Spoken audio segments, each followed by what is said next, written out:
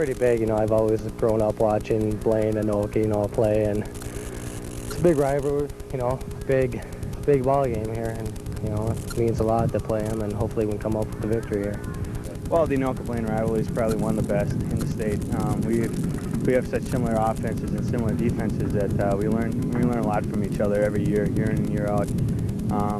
I enjoy playing them. I mean, I know a few guys from Blaine, and they're all good guys, and I know the coach, and he's an excellent guy too.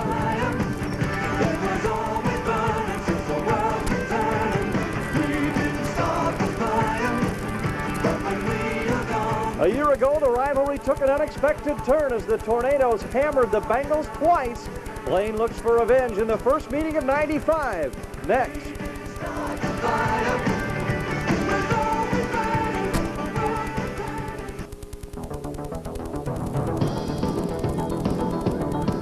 The Tornadoes and the Bengals. It doesn't get much better than this. First place in the Twin Cities Suburban West is on the line as two unbeatens meet tonight. The Bengals are going to rely a lot on some youth, and we'll start with fullback Lou Phillip. He started the season as a linebacker on the sophomore team, was brought up for an injury, and has gained over 150 yards the last 2 weeks. They always seem to do this. They find these replacements to run for 200 yards. Nice when you can do it. Certainly. Everybody remembers Pat Wheeler, who just happened to step in for Jeff Gunny over the last couple of years. But I was talking to Dave Nelson about the Anoka backfield when the season started, and he said, you have to remember that they won some one-sided games last year, so the guys who are playing now got a lot of playing time last year. They certainly did, and we'll start with the fullback, Corey Padani. He doesn't provide the same type of power that Matt Stolsky did as a fullback last season, but he has the potential to break a big play.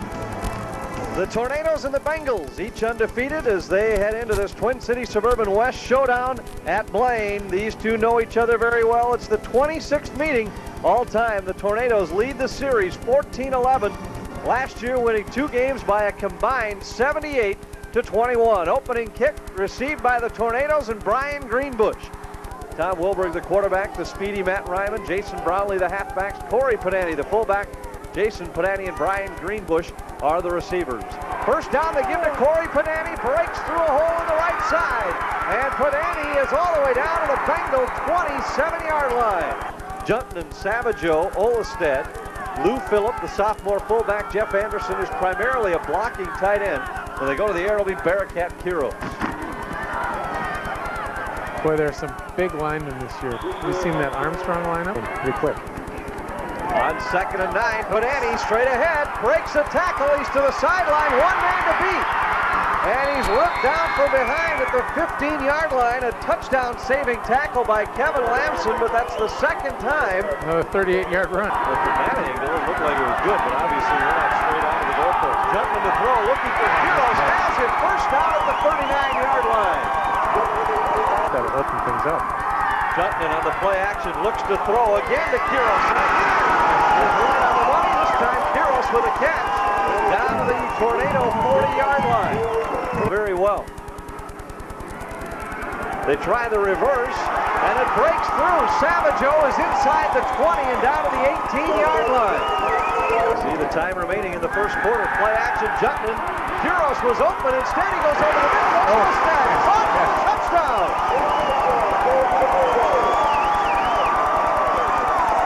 Throw was a little behind him, but he reached back and caught it just before he was hit. That's a nice play by the receiver. 19 yards for the touchdown. Again, Wilberg wants to throw. He's flushed out of the pocket, rolling, dumps it downfield, caught by Corey Padani inside the Bengal 40 down to the 36-yard line. We knew we could hand the ball to Stolsky and get 5 or 6 yards every time. Tornadoes showing blitz, they're coming. Bengals are running the other direction, and Savageau nearly broke it. 35 yards on 4 carries. On the counter, Olstead bounces away from the tacklers and runs down the right sideline. First down and more. 31 yards a game rushing. Jutton to throw. Phillip has it. That's enough for a first down. He's inside the Tornado 40 down to the 38-yard line. Just shy of the Bengal 24-yard line. Straight ahead, Padani breaks a tackle. Padani's in the secondary again. And Lamson pulls him down as he crosses the 45. Tornadoes from their 25. Inside handoff. Ryman fumbled the football, and the Bengals may have recovered again. Ryman burst through a hole on the left side of the Tornado front, and Blaine has it again. Bengals 1 out of 3 on 3rd down so far in the ballgame. Juntonen rolling left, wants to throw. It's caught by Kiros inside the 5. It'll be first and goal at the 2. The Tornadoes have dominated the line of scrimmage. Big 3rd and goal. Juntonen sprinting out to his right, looking for Anderson, and he is going to be pulled down back at the 10-yard line. Reed Wilbur coming up from his strong safety position to make the sack, and the Bengals will have to settle for a field goal attempt on 4th and goal from the 10. Ryman is wide to the right. They run the draw to Padani, and Padani has a seam, gets a great downfield block. Padani's to the 40, and down to the Bengal 39. That will bring us to the end of the first half. A 30-yard run by Padani, but all it does is pad the stats. 16 minutes in the books, and the Bengals lead the Tornadoes 10-0. Stay with us. More from Blaine in this showdown for first place right after this. Yes, sir. Instead, it's Ryman sweeping right. And Ryman has a first down out to the 45-yard line. Nice misdirection play. Padani. There goes Padani. Inside the 40 and down to the Bengal 38-yard line. And the Tornadoes ripping off big chunks of yardage on the ground. About the same as where they fumbled on the first possession. Wilberg to throw. Heaves it to a wide open Jason Padani for the touchdown. Those Padanis are tough. The offense is going to get started in the second half. 2nd and 9. Juntonen to throw. He's hit as he releases, and it's intercepted. Anoka will take over at the 39-yard line. Reed Wilbur on the interception. Wilbur gives to Padani, cuts it back to the near side, and Padani is finally stopped as he crosses the 15 down to the 12. Draw play, Padani, gaping hole, cuts it back, first down and more. Padani could score. Knocked down by Gresseth at the 2-yard line as we start the 4th quarter. Wilbur gives to Padani, touchdown, Tornadoes. And for the first time tonight, Anoka is in the lead. Padani with 210 yards rushing on the evening. Juntonen to throw, wants to go long, looking for Kiros, and it's caught at the 40. No, he didn't catch it. Incomplete at the 45-yard line. I'd like to see a replay on that one. If he had, then which other guys did. Juntonen wants to throw, he fires, has his man, but he's well short of the first down. Nate Ashford on the reception, but they've been outplayed in this game. Straight ahead, Lou Phillip, his longest run of the night. Another 10-yard gain, and he's going to be close to a first down. Point conversion and won the game 8-7. Juntonen throws to a wide open Savageau down to the 25-yard line. They have notions. It wouldn't be a bad idea for Blaine to score from here because we've seen them have a tough time inside the 10. Had a tough time on 3rd downs tonight. 2 out of 7. Juntonen to Kiros. He made the catch. Does he have it up for the first down? He's just short of the first down. It's going to be very close. Juntonen gives to Phillip. Touchdown Bengals. Boy, that was a big hole. Biggest one Phillip has seen all night. And the Bengals have retaken the lead with an improbable 68-yard scoring drive. Wrap your arm behind yourself. Wilbur, quick pitch to Ryman. And Ryman is erased by Michael Gresseth. Boy, he's been all over the field in this 4th quarter. Certainly has. And they are approaching that once again tonight.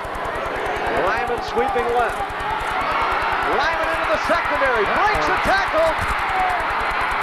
Lyman has one man to beat.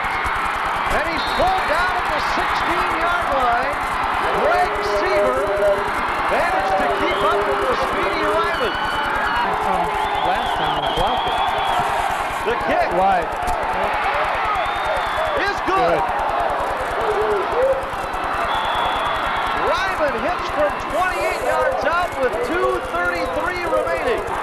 2-yard loss. Bengals shifting. Down to a minute 37. Straight ahead, Lee Phillip. And Phillip, he may have coughed it up. He fumbled the football, and the Anoka Tornadoes have it at the 20-yard line. Wilberg will hold it. A lot of pressure on the snapper and the holder in this play, too. The hold is good. The kick is short. Lyman slipped as he kicked it. And it looks like we're heading overtime.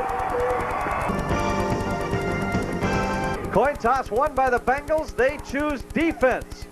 And here come the Tornadoes. Matt Ryman in on the very first play of overtime. That didn't take long. Dwayne Johnson gives Matt Ryman a chance to redeem himself. 24-17, Tornadoes win overtime at Blaine. Lou Phillip on first down slams down to the 3-yard line. Nice play. 3rd and goal, spotted at the 4-yard line. Play action, Juntonen, Olestad, touchdown.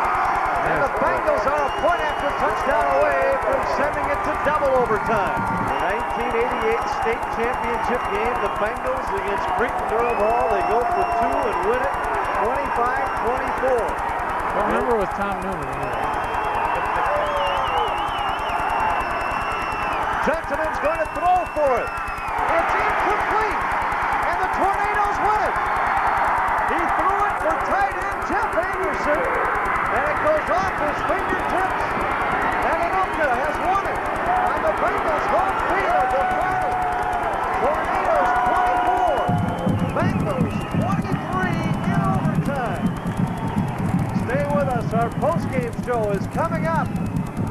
Twin City Suburban West football on KABL.